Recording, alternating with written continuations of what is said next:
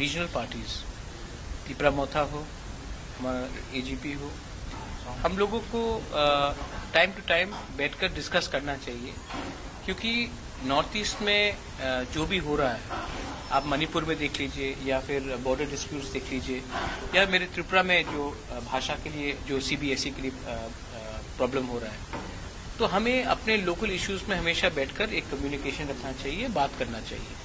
तो ये मीटिंग आज था क्योंकि हम इलेक्शन के टाइम लुरिन आया था हमारे लिए कैंपेन करने के लिए, और यू ऑल नो दैट हम लोग ने फर्स्ट टाइम अपने फर्स्ट इलेक्शन में 13 सीट जीत के हम लोग आए।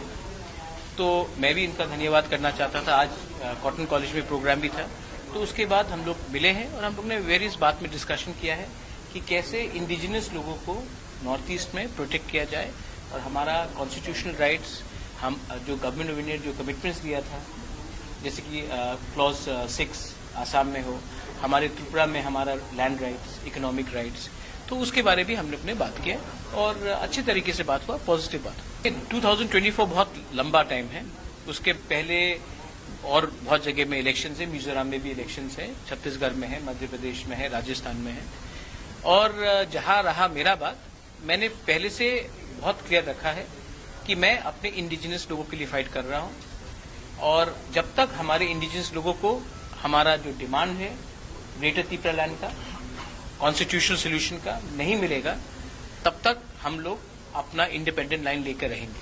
अगर गवर्नमेंट ऑफ इंडिया या फिर अपोजिशन पार्टी, कांग्रेस भी हो या सीपीएम हो या बीजेपी हो, अगर वो हमारे लाइन में नहीं आता है, तो हम जीते या ना जीते उनको हरा देंगे। ये मेरा पॉइंट क्लियर है, उनको हमें हल्का नहीं लेना चाहिए। We have been waiting for a very long time, और हम आशा करते हैं कि कुछ होगा। अगर नहीं किया तो हम अपना आंदोलन शुरू कर देंगे। वो उनका व्यू है कि नॉर्थ ईस्ट के लोग उनके साथ हैं। मुझे लगता है कि मेघालय में सिर्फ 2 सीट मिला बीजेपी को, दो मिला। त्रिपुरा में उनका सीट घट गया। मणिपुर में आज कुकी के 7 बीजेपी एमएलएज ने कहा है कि वो अलग स्टेट चाहते हैं, वो मणिपुर में नहीं रहना चाहते हैं। तो ऐसा मिजोरम में 1 है शायद उनका एमएलए। तो नॉर्थ ईस्ट बहुत डाइवर्स स्टेट है। अगर आप चाहते हैं कि नॉर्थ ईस्ट के लोग अपने साथ रहे, तो आपको उनका बात भी करना पड़ेगा, ना कि दिल्ली का बात हमें करना पड़ेगा, क्योंकि कभी कभी नॉर्थ ईस्ट का आवाज भी दिल्ली पहुंचना चाहिए, ना कि दिल्ली का आवाज ही हमेशा नॉर्थ ईस्ट पहुंचे।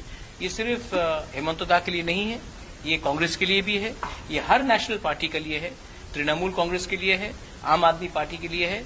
आप दिल्ली से हमें अपना डिक्टाट मत दीजिए। आप नॉर्थ ईस्ट आए हैं तो नॉर्थ ईस्ट के बारे में सुनिए।